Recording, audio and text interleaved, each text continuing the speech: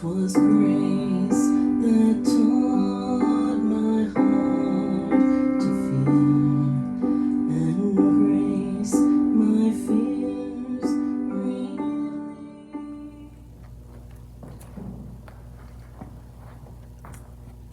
Yesterday was really hot. We went down to Monroe County to play golf. And as we was playing golf, I looked throughout the countryside and people had put up hay. And you know, it was really a hot day to put up hay. When I was really young, my dad had a farm and I would help him put up hay. They baled hay back then. And I remember one time we went to Crupperneck to put up hay. He hired 2 Phillip boys to help. And my job, I couldn't lift a bale of hay, was just to roll the hay over so they could get to the strings and load it on the truck. My dad was driving the truck and I'd roll the hay over and they'd throw it up. I remember looking and there was 1 bale of hay left in the field and I was glad to see that. That meant the work was over. The hay was piled real high on the truck and it was tied in with ropes. And we rode on top of the hay from Crupperneck to Craigsville, which is probably 4 miles. When we got in Craigsville, the truck slowed down and my dad pulled off at the custard stand.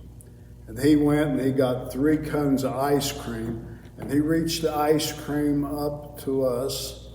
And we got the ice cream, and then he did something else. He reached Roy Phillips some money that was rolled up, and he reached Roger Phillips some money that was rolled up. And I was waiting for my money to come up, but it never did. After that, I asked my dad, I said, "You paid Roger and Roy for working. I worked too, but you didn't pay me." And he said this, he said, "You are my son.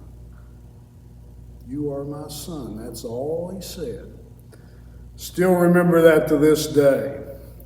30-some years ago, I remember going to my first annual conference at Buchanan, West Virginia. I didn't know anybody. I listened to the people talk, and then it was lunchtime, and I went to lunch, and I sat down at the table, and I didn't know anybody, and I was all by myself sitting there eating. And this fella walked up, this older fella. He walked up, and he sat down, and he just started talking to me like he knew me. And I looked at him, and I thought, I do know him, but I couldn't place him. And he kept talking, and then he said, when I was the pastor in Craigsville, and it hit me. He is the first preacher that I really remember at my home church. He was talking about he had 5 churches. I'm going to see if I can tell you the 5 churches. It was St. Luke's, Chestnut Flat, Delphi, Tioga, and Mount Zion. He had all 5 of those churches, and he was talking about running from one to another to preach. And then he started talking about my grandfather, and I leaned down and I really listened, and he started talking. I said, you're talking about Grover Reinhold. He said, no.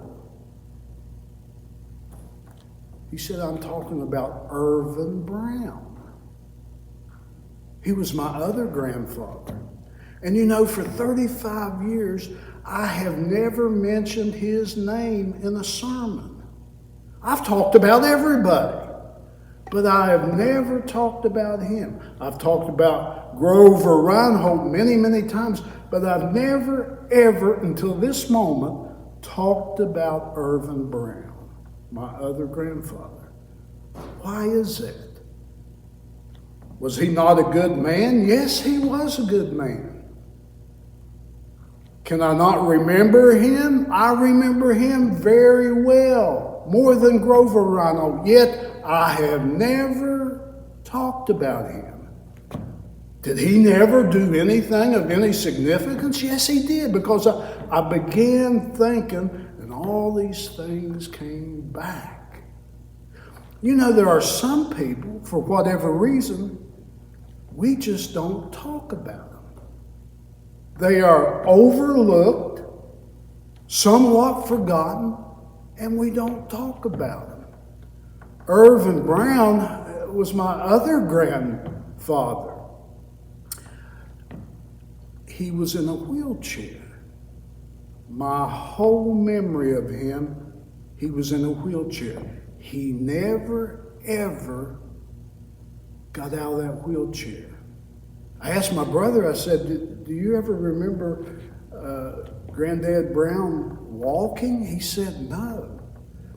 And they said, what they told us, he had crippling arthritis, and that was really hard to treat back then. He sat in that wheelchair 24/7. I remember we would all go down there every Sunday and we'd go in there, and he would talk. He would tell stories. He would tell stories about hunting. He would tell stories about fishing. I remember the adults in that room, he had a low voice, but when he talked, you could hear a pin drop. And I remember Burl sitting at his feet listening to every word he would say. And he would say, Burl, if you would go get the 22, walk down that path, you'll see a log there. Sit down on that log, there's a birch tree up there, and if you'll sit there and not move, you will see a squirrel. And you will be able to shoot that squirrel. And Burl would get up and he'd go get the gun, and he'd listen to every instruction of him. He would sit and tell stories, and people would listen, and I would stand behind his wheelchair. I thought, what he did all week. This is what he did all week. He didn't tell me that. Nobody told me this. This is what I think he did all week as he sat there in that wheelchair.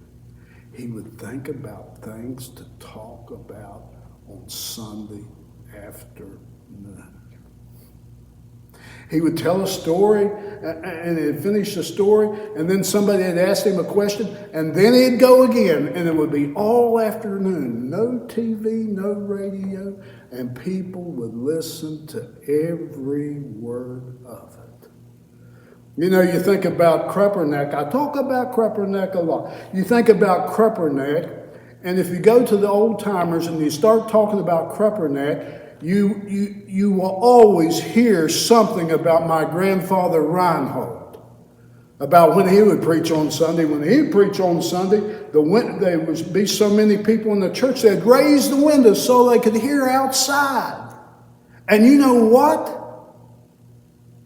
He never told stories. He just talked about the good news of the gospel and never told a story. Think about it. Who was I influenced by? The preacher at Chestnut Flat? Or the crippled man that sat 24/7 in a wheelchair? And on Sundays, he shared his stories. Some people we don't talk about. Some people we don't really remember. The prodigal son, you've heard the story of the prodigal son. Everybody can tell the story of the prodigal son. We know what he did. He went out, he wasted his money, his life. He got in trouble here, he got in trouble there. He was on the news here, he was on the news there. He was in jail, he was everywhere. He did everything. Everybody knows the story of the prodigal son. And he comes home, and his father embraces him and restores him into the fold. But what about the other son? The other son's never really talked about. The other son stayed at home, stayed with his father, listened to his father, served his father. And when the prodigal comes back, we hear from the other son. And he questions. He said, Father, you didn't kill the fatted calf for me. You didn't have a feast for me. You didn't put a ring on the finger for me. And the Father says, you have been with me always. I always know where you are. You are always with me. Amen. My chains are gone, I've been set free. My God, my Savior, has ransomed me. And like a flood, His mercy reigns.